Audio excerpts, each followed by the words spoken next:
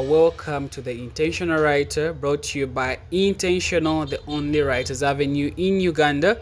My name is Muga Sumil, and I'll be taking you on today as we ponder the question, who is a writer?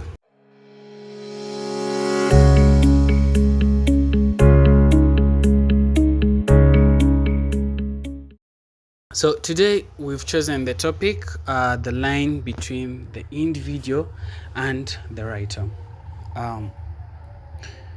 When I start writing, I feel like an entirely different person.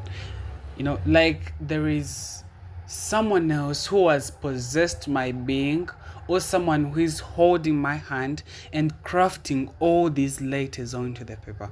And that possessive feeling makes me wonder if I'm actually the person who writes all this work. Because sometimes it feels like these words just pour into my head and flow to my hand and then onto the paper. The fact, of course, is that it is me who in fact writes all this work, and the words don't pour, they come from my head. But surely that is a difficult thing to believe if you've ever been in the writer's zone. This made me realize that a writer is not just an individual. Within their flesh and mind lives another soul that emerges like a visionary and enables you touch hearts, enlighten lives, make all these impacts beyond your best capacity. From the realization that there is an entity within an individual called a writer, then comes the understanding that one cannot be without the other. There can't be an individual without a writer. There can't be a writer without an individual. That an individual is just a host to the writer, and the writer is a principle to the individual. So then I ask myself, does the individual make the writer, or the writer makes the individual?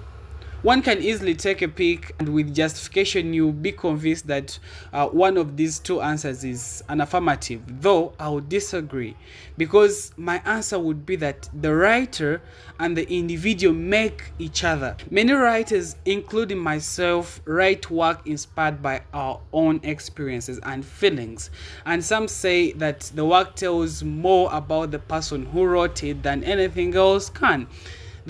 That emotional accuracy a story may have exists because of the effect and the relation that an individual and a writer have on each other. The individual inspires the writer, and the writer nurtures the individual. It's not wrong to state that a piece of writing is a representation of the writer's feelings, but then it's not entirely accurate, because the writer does more than just reflect the feelings of the individual. The writer earns the individual's resentment, the individual's delight and hate, anxiety, whatever crazy feeling they may have, and gives them life. The writer creates an entity out of distorted waves of emotion. The writer gives these ideas and feelings the power to tell their own stories, to have their own voices. An individual may not even know they feel a certain way until they see it in their own work, or someone else tells them, and this surprises them. The writer watches, the writer observes the individual, then from all that chaos finds the most realistic, the most gorgeous, the most rebellious voice that suits the situation. The writer is such an independent soul, but it doesn't have the power to speak. It rather has the ability to organize these tangled waves of emotion within the individual.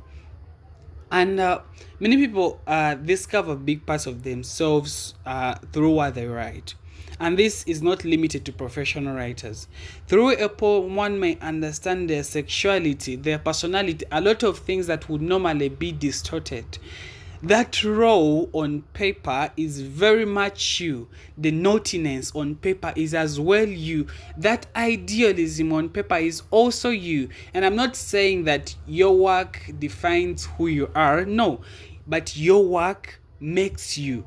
A writer can have a clear vision of what they are, what they want to be, and what they were if they decide to analytically read through their work.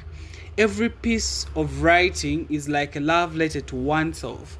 Even big fictions like space fantasies, there is that line, that scene, that chapter, that character that speaks directly from the writer to the individual. The individual writes and the writer composes. See, in an age like this one, almost everyone writes or types. What differentiates a writer from the crowd is the ability of composition. Words are tools we are all gifted with. But what makes the words from you particularly meaningful and purposeful and worthy to be credited, to stand out, to be awarded? For a long time, the answer to the question, where do you get what you write? Where do you get the words? For me, has been, they just come to me.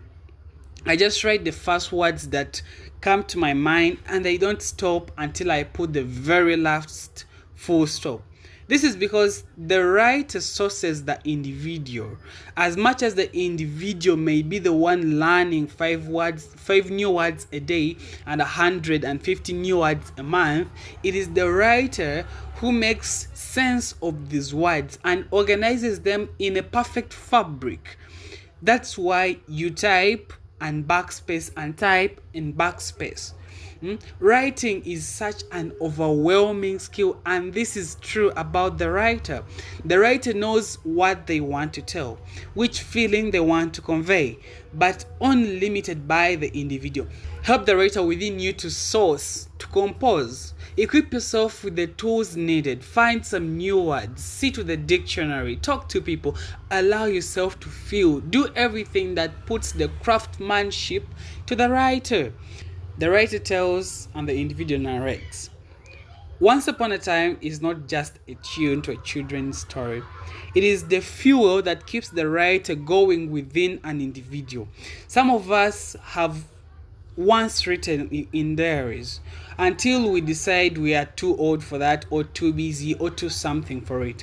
A writer is too big a gift to be kept down. A writer is too loud a voice to listen all by yourself. It is a mandate upon a writer to get those stories told, those articles read, and those poems recited. Every time you sit on your talent as a writer, it fades and eventually gets destroyed. Make some calls if you can. Make some content for the internet if you can. Or do as simple as sharing what you have written with a friend. You, as the individual, motivate the writer within yourself. And once you fail on that obligation, you fail a very relevant part of yourself. The individual and the writer are not two different entities, but they are two parts that make up the identity, a writer. And it is therefore an important thing that one learns the significance of one to the other to wield the pen in a mastered way. So we've decided that in this program we will be doing assignments, and it's not a mandate, but if you feel that what we've shared is relevant to you, then you may do this assignment and you can send it to my email and we will make an assessment and we will write back to you individually.